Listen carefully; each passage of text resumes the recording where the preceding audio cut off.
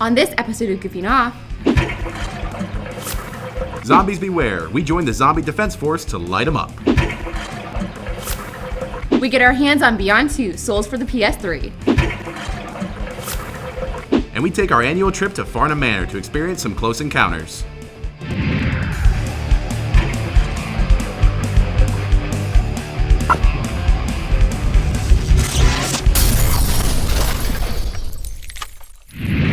Welcome to another episode of Goofing Off. I'm Batman. No, you're not.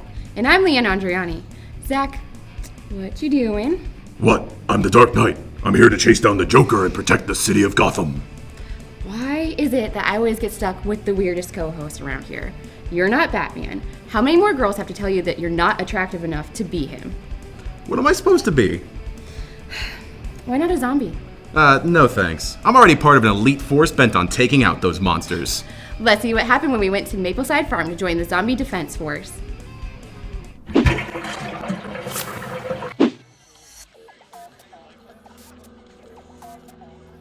Are you ready? Ready! Glad I didn't have to shoot you. Ready. Aye! Aye!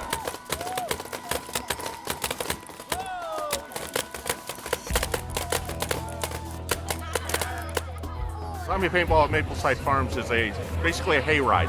Hayride that we have set up where we pull two trailers behind a tractor. They're equipped with paintballs, and we have you come and shoot zombies in the woods. It's a thrill ride that you can shoot and you never get shot at, and everyone just has a real good time. My experience was terrifying. The most terrifying thing I've ever been involved in my life. If you're into scares, do it. I recommend it. If not, stay at home on your couch and carve your pumpkins. Well, it was awesome. Yeah, absolutely loved it. Yeah. I like, how they have a lot of the different zones, so you're not just shooting all in one place. You're walking through like you're really kind of on a mission. Yep, I mean, realistic feel. It was pretty awesome. Yeah. My first time, it was great. I'll come back again next year. Jenna, you want to come back next year again? Yeah. Zombie Paintball started in 2012, so this is our second season. We had great success with it. People just are really enjoying it, and we're looking forward to continuing it. I shot 5 zombies. 5 or 6? How many did you get? I pretty much got the rest of them. So. No, hey, I killed them all. Probably like 5. 3 or so. So we have about 4,500 people through on a weekend. So we're making people have a great time and shoot up zombies. Light 'em up! Zombie paintball.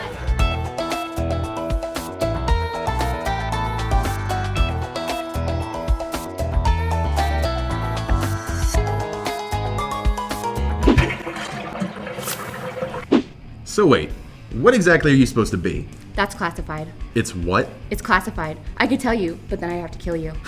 Whatever you say, Maverick. You're just jealous because I went to a couple's costume with you. And I felt the need for speed. Well, you can be my wingman anytime. No way. You can be mine. Let's see what Casey has in store for us on this edition of Games on a Budget. Casey here of Games on the Budget. It's been said countless times, BioShock is not like System Shock 2, it is System Shock 2. Now there's no better way to see that for yourself than by actually playing System Shock 2. Everything you know and love about BioShock is here, but the complete opposite. Underwater there is space here, steampunk there is cyberpunk here, and the splicers are now called hybrids. But you'll find lots of things that were placed right into BioShock from here, like the audio logs, the ghost walking around, and you even get to use a wrench. And playing the role of Atlas/Fontaine is Shodan. I am Shodan. Shodan is an AI construct so advanced she develops an ego and starts to believe she's God. And to prove it, she took over a space station in the first game, and is now trying to take over another one on her way back to Earth with life forms she's created. Look at you, hacker.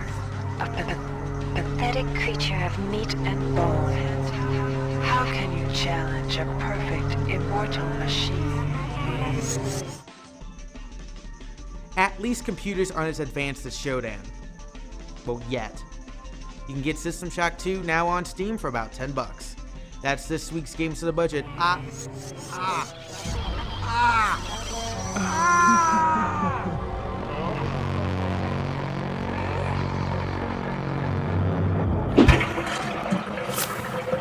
So Leanne, do you have a favorite Halloween movie? Of course. I watch Hocus Pocus even when it's not Halloween. Hocus Pocus? That's lame. What about House of a Thousand Corpses, or Evil Dead, or Pet Sematary? Have you even seen Hocus Pocus? Of course not. Do you do anything cool on Halloween? Well, yeah, I mean, You know what? No, I don't care. So I went on campus to see what people with actual social lives do on Halloween. What do you have planned to dress up as? I'm gonna make my costume, and it's gonna be like with duct tape and bags. Right this minute, I'm gonna try to be Slender Man. I'm dressing up as a Democrat. Oh yeah? How so? I'm gonna take candy away from random children so I can give it to children who were too lazy to go trick-or-treating. I think I'm gonna go as a Charlotte Russe mannequin. Yeah? How you gonna do that? I'm just gonna randomly pose at parties. While we're at the parties, I'm just gonna start posing. Just gonna start saying that? Yeah, exactly. Like if somebody comes up and talks to me, I'm just like. I was thinking about being a white Michael Jordan, but I'm not tall enough. Well, I was thinking about being a big pumpkin. I think I want to be a cat. I think I'm just gonna go as a white kid. Can nobody beat it? Well, what do you think I should dress up as? Because I don't have a costume yet. Well, I guess you could be whatever you want. It's Halloween. Let's take a look at you real fast. I think you would be a great Peter Parker. Maybe like Thor. Thor. I actually really like that. You could definitely be Captain America. You should go for a show host. What do I look like? I don't know. A strong Republican. Any favorite Halloween movies? Honestly, anything on ABC. I like The Nightmare Before Christmas. I'm into like the Saw movies. I like those. ABC Party, like the TV station? No, ABC like anything but clothes.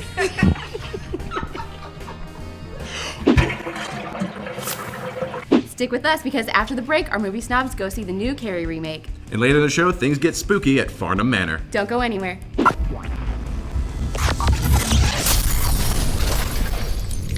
If you can't get enough goofing off, be sure to like us on Facebook, follow us on Twitter, and subscribe to our YouTube page. Crazy for Instagram?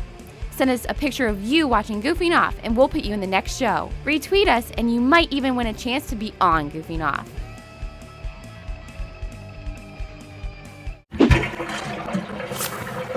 Welcome back to Goofing Off. So Zach, hear any good Halloween stories lately? Why can't you just stick to the script? Well, I have. It's about this guy who gets trapped in a video game. Fine. Let's just get this over with. It's actually a true story. So Chris completed the first level and now spawns into the second game. But this time, he's not alone.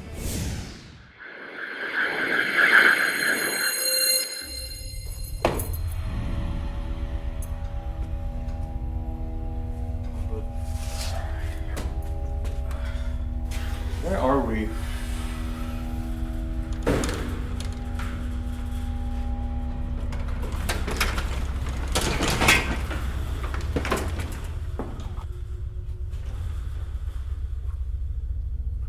And then they hear a noise. Hello? What kind of noise? A terrifying noise. You're vague. So Chris and Casey go to check it out.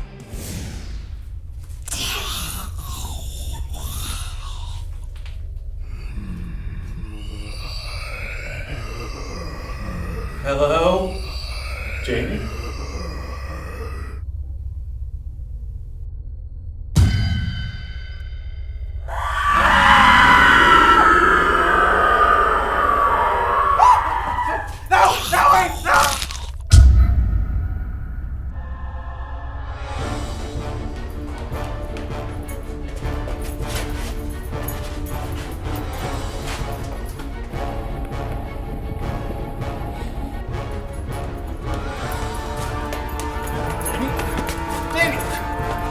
Danny, come on, we gotta go.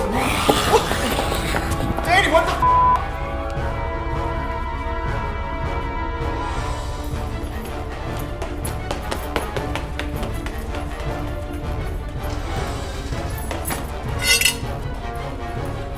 Chris, I'm glad you're here. We gotta...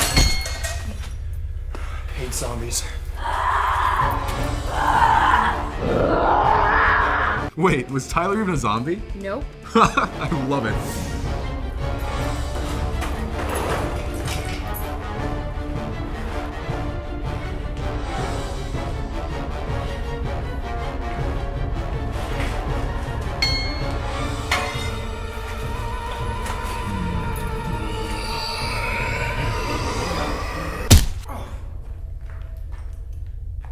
Complete.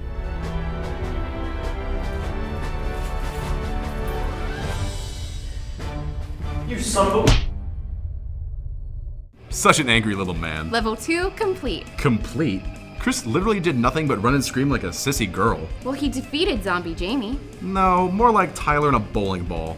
Well, anyway, let's move on to the Goofing Off Rewind. Silent Hill HD Collection is simply the re-release of Silent Hill 2 and Silent Hill 3 with HD textures. It's odd because it's not really a Silent Hill collection if the first game isn't on the collection. Anyway, my major gripe with this game is the return of outdated tank controls. You would expect pushing up on the control stick would make your character always go up, right? Well, with tank controls, pushing up causes your character to run in the direction he's facing, which is why I was stuck in the first room for almost half an hour. In Silent Hill 2, you are James Sunderland, who has received a letter from his deceased wife Mary to meet him in Silent Hill. The town is shrouded in mist, and your own paranoia makes you scared out of your wits. Until you realize it's just Kyle's ex-girlfriend, Linda, from last semester. In contrast, Silent Hill 3 hides nothing and creeps you out with more mutants than you can handle. In this game, you control Heather Mason through a very disturbing amusement park. The game is not for the faint of heart, and those who do have the stomach for it will be greeted with clunky controls, a lack of awareness, and nightmares, but mostly nightmares. This game gets 1 goof out of 5.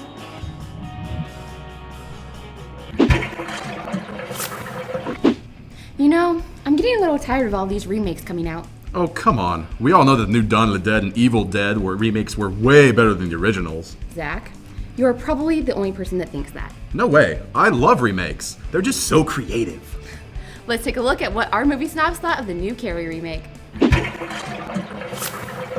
Hey everyone, I'm Tyler Stackpole. And I'm Jamie McCunis. And welcome to this episode's edition of Movie Snobs. Today, Jamie and I will be reviewing Shawshank Redemption. By the state of Maine, I hereby order you to serve 2 life sentences back to back, 1 for each of your victims. Tyler, it's the Halloween episode. We're supposed to be reviewing Carrie. But I want to go back to the good old days when there wasn't a blatant creative drought in Hollywood. Shawshank Redemption wasn't an original idea. It was a movie based on a short story written by Stephen King. Speaking as someone who hasn't seen the original, the story is pretty good, but I guess that's what you're going to expect from a movie remake of a movie based on a novel by Stephen King. That being said, the story is exactly the same as the original, with a few added scenes that serve no purpose other than added shock value. The writing in this movie is subpar, despite having the whole movie written out for them twice. The writers of this film still managed to have some uninspired dialogue that's executed by mediocre actors. Save Carrie and her mother, all the characters are completely unrealistic. The bullies are all beyond psychotic, and all the actors who played them should be institutionalized. The rest of the characters just seem to lack depth. I can't tell whether it's the actors' fault or the writers. Really, what this movie is an attempt to use CGI to cover up bad storytelling and bad acting. But even that fails. The CGI in this film looks like it's straight out of a movie from the same era as the original. Floating books, floating beds, and other flying objects look like they're being held up by strings. Even the scene where Carrie's tormentor's car is crushed looks below the standard most movies set today.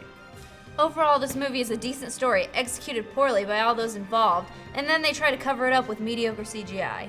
So anyway, now that that's over, back to Shawshank Redemption. You see, the crowning achievement of that film... Tyler, stop.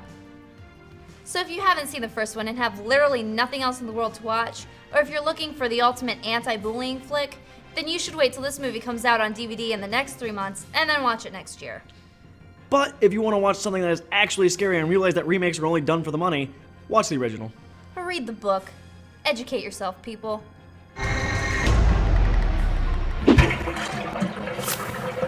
Well, that's not surprising. Another bland remake to an American film classic. It's way easier to just take an old idea rather than come up with a brand new one. I mean, just look at the Batman movies. Hey, if they just cast me as Batman, there'd be no need for other movies. Oh, Zach, are those real, as in your muscles? Yeah. No. Let's see if there are any other bad casting ideas in this edition of The Blender.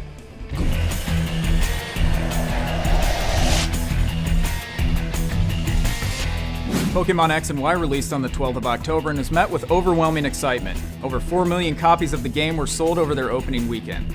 X and Y sales are up by a factor of around 70% over Black and White 2.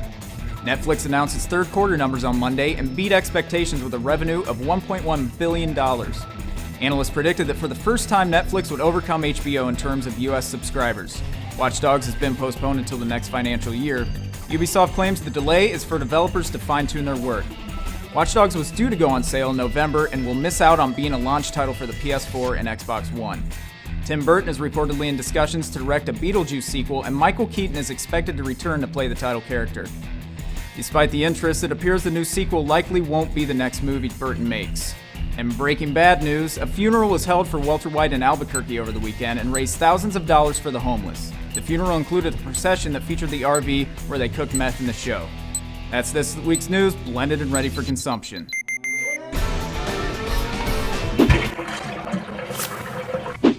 When we get back, we'll give our review of Beyond Two Souls. And we go on a ghost hunt at Farnham Manor. Stick around.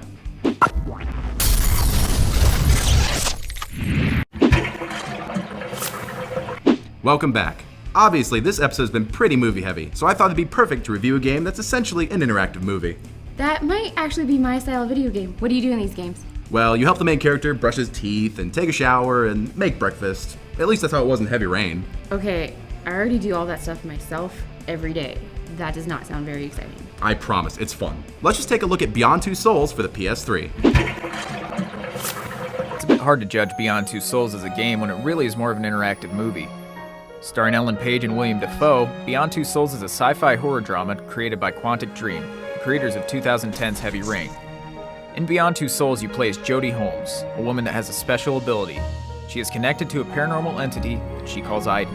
I'm not yours, Aiden! The interesting thing about the game is that you can also play as Aiden. The story takes place over the course of most of Jodie's life, and you begin as a young girl whom no one really believes has a special ability. You know, sometimes adults imagine things too. But after an incident involving Aiden and a neighborhood kid, Jodie is then sent to live at a special branch of a government facility that specializes in paranormal studies. Hello, precious. Don't you look pretty today? The thing that keeps the game from getting boring is the variety of locations and scenarios. One section may have you playing as an 8-year-old Jodie out in the snow playing with her friends. The next section may have you playing as an older Jodie working as a CIA agent in Africa. What I really enjoyed about the game is playing as Aiden. Much like Heavy Rain, the decisions that you make with a character, Aiden in this case, determine the outcome for the rest of the story. Aiden can be a poltergeist-like entity, pulling pranks on Jodie and causing some pretty harmless mayhem, or he can be a truly scary being that is out of control and will do anything in his power to protect Jodie. The door's locked! I'm telling you it's locked! Overall, I think the game was great. I thought it was a risky move by Quantic Dream, straying away from the glamour and easiness of most big-budget games and telling a very personal, beautiful story.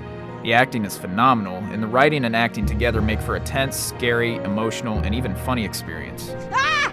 The only issue for me were the controls, which, as minor as it sounds, can actually take you out of the emotion of a scene when you can't stop walking into a wall. Other than the weird controls, the game is definitely worth playing. I give Beyond Two Souls 4 out of 5 Junos. Because next time, I'll kill Eddie. I can't believe you made me go to a haunted house. You know they freak me out. Oh, don't be a baby. You know that stuff's not real. I ain't afraid of no ghost. Well, I am. Did you see what happened at Farnham Manor? A little too real for me. Just watch. Hey guys, the Goofing Off team is here at Farnham Manor. Get ready for a spooky night.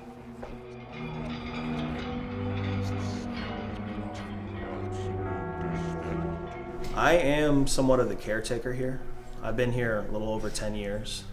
The Farnham family came here in 1817. Everett Farnham built the house for his bride in 1834. I'll just read this to you. This was placed here in 1990. It says, "Love and cherish this classic domain, for I shall go, but it will remain. Please take care of it for me, for it is a part of history." And that was written by Susan Zaruba. The Zaruba family bought the house, and when they bought it, it was abandoned. The basement was caving in. There were snakes in the basement. Now we just have these gigantic spiders down there. Oh, okay. No snakes, but I'm more scared of spiders. Well, I so. caught about 1,000 of them. I let them Whoa. loose before the tour today. Oh, okay. Well, that's refreshing. Yeah, 2 years ago, we were doing what we were doing today, just a tour, lantern tour through the house. And after all the tours were done, we noticed that the picture in the parlor was flipped upside down. Now, we went to go hang it back up, but it wouldn't hang that way because the way that the cable is. So it had to been turned around inside of the picture frame. Are you guys ready for this? Because I'm not. So I jump up and I open the closet door. When I opened the door, there was a stairway going up. And the door was doing the same thing up at the top. Just boom, boom, boom, like chaos. There was like light coming through it. So I opened the door and this blinding light hit me. And I woke up. Now that was all a dream, but I woke up standing in that closet. So I have no idea what would have happened if I would have went into that room. It could have been some Freddy Krueger stuff, but it was very eerie, very creepy. And then I cannot find a way to get to this attic. I've been searching since that dream to find out how to get upstairs to this attic, and there's just no door. There's no way to get there. And now it's time for the Goofing Off Top 5. For this episode, we list our top 5 scariest movies. Starting us off at number 5 is The Others. It definitely gave me good enough reason never to move into an old haunted mansion with Nicole Kidman. Next, we have the Amityville Horror. Again, just stay out of haunted houses. It almost never works out well for you, or at least not for me. Coming in at number 3 is Halloween. If only it were the other Michael Myers stalking people down, Austin Powers would be much less threatening. At number 2, we have Hocus Pocus. Sister, we are doomed. And our number 1 scary movie is The Omen. Little kids are creepy enough, and having one turn out to be the devil tops them all.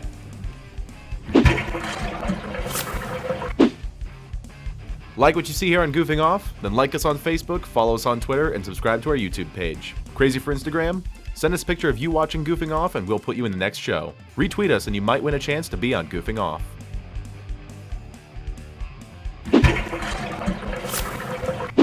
Next time on the show, we visit the first ever Cleveland Comic-Con. We put our tights and capes back on to review Batman Origins. And we drop by Akron Film and Pixel to get schooled in the art of cinema. Until next time, I'm Zach Kuzmic. I'm glad you know that now. And I'm Leanne Andriani. And thank you for taking the time to goof off with us. Happy Halloween. I can't believe you guys are making me do this. Nope, not again. If we had troops like you with me and Nam, we would have beat them commies.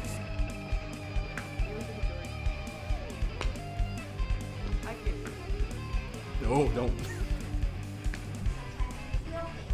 Tug on our jacket or tap on the head, or sometimes it's just like... This program was produced by ZTV at the University of Akron.